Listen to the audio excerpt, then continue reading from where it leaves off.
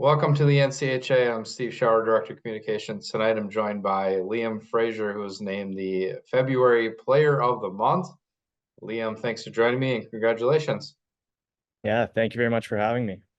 Liam, to give you the numbers from what you had in the month of February so our viewers understand just how impressive it was for you. You led all players with 19 points, 6 multi-point games. You had 14 assists, which are 5 more than the next player.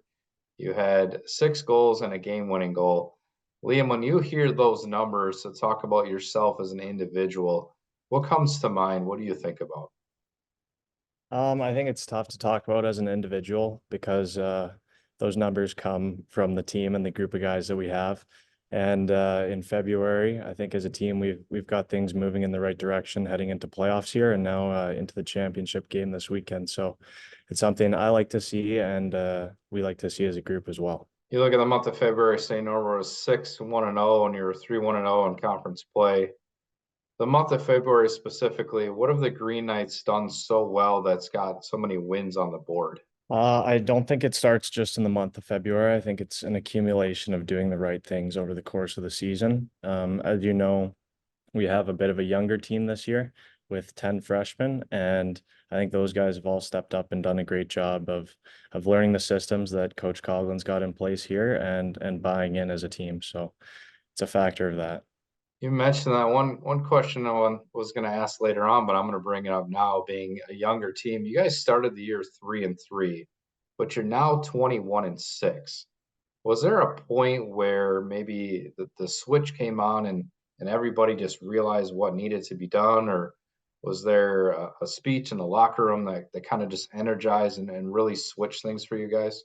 I think it's just realizing that college hockey is a little bit different than junior hockey. You only have so many games in a season, and each one is really important, especially come this time of year where it's do or die. So once they realize that, I think from there it's kind of just putting your focus and your energy all in the same direction, and it makes it easier when everyone buys in.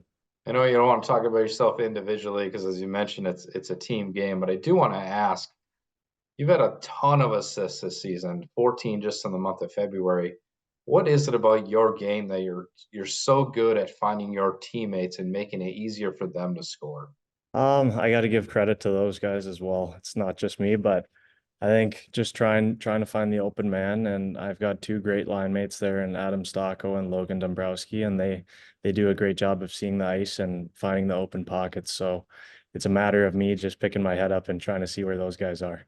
On last Saturday against Shrine, it was an overtime game. You were on the receiving end of a Dayton Deeks pass in overtime on a breakaway play to score to really advance you guys onto this championship game. Talk about that play, that moment. What do you remember and kind of how that went down? Yeah, I think we talked about before. We were confident in our group there heading into overtime, and it was just a turnover puck in our defensive zone there, and Deeks made a great play jumping up the ice and stepping around the defender, and it was just a matter of me finding a little open space and receiving a great pass from him and having the chance to put it in the net there. When you get in those situations, do you reflect back on maybe film you watched or having played and tried earlier in the season to know where to go when you're shooting that puck to get it past the goalie?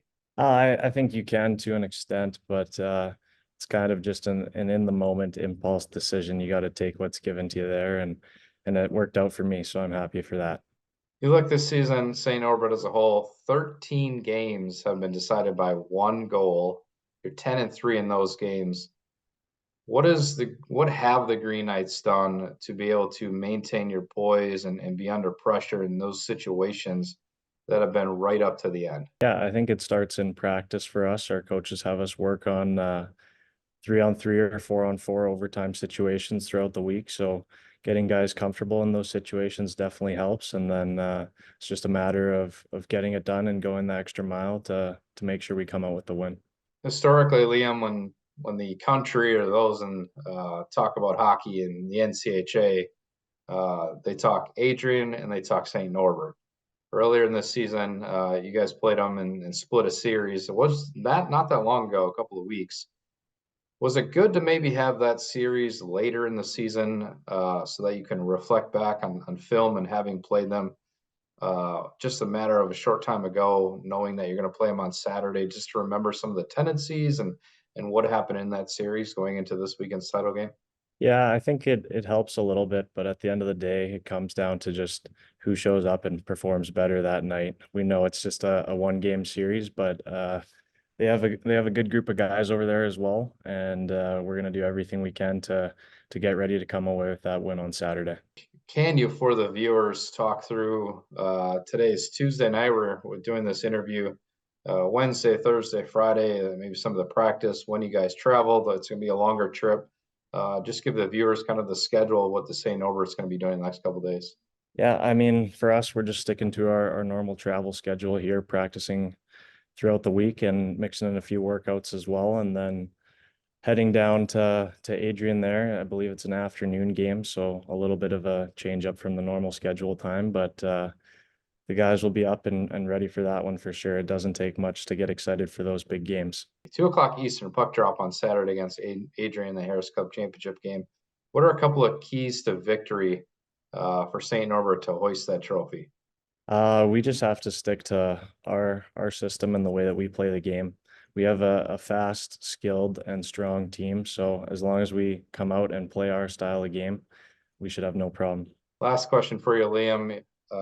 You're from Calgary, Alberta. Can you talk us through your hockey journey and how you got to St. Norbert? Yeah, so I grew up in Canada, played junior hockey in Canada and Saskatchewan for a few years there, and then during the COVID year, Canada shut down everything. So I came down to the North American League and was able to play in Aberdeen under Coach Langer and Coach Hill, Michael Hill. He actually played at St. Norbert on the 2014 national championship team, I believe. So he was a guy that put me in touch with Coach Coughlin and was able to create that relationship for me. And I figured it would be a good fit here in Wisconsin, and I've loved it so far. What has your St. Norbert experience been like so far now in your junior season? It's been great so far. I love the town here. The school's been great, and hockey wise, I can't complain. We've come close a few years being in the championship game in my freshman year as well and falling short, but we have a group of upperclassmen that are more prepared now and excited for a redemption chance against Adrian this weekend. Well, maybe this weekend you can kind of flip the script from the past and take that Harris Cup back here to De Pere. And again, Liam, congratulations on being named the February Player of the Month. Well, thank you very much. I appreciate it.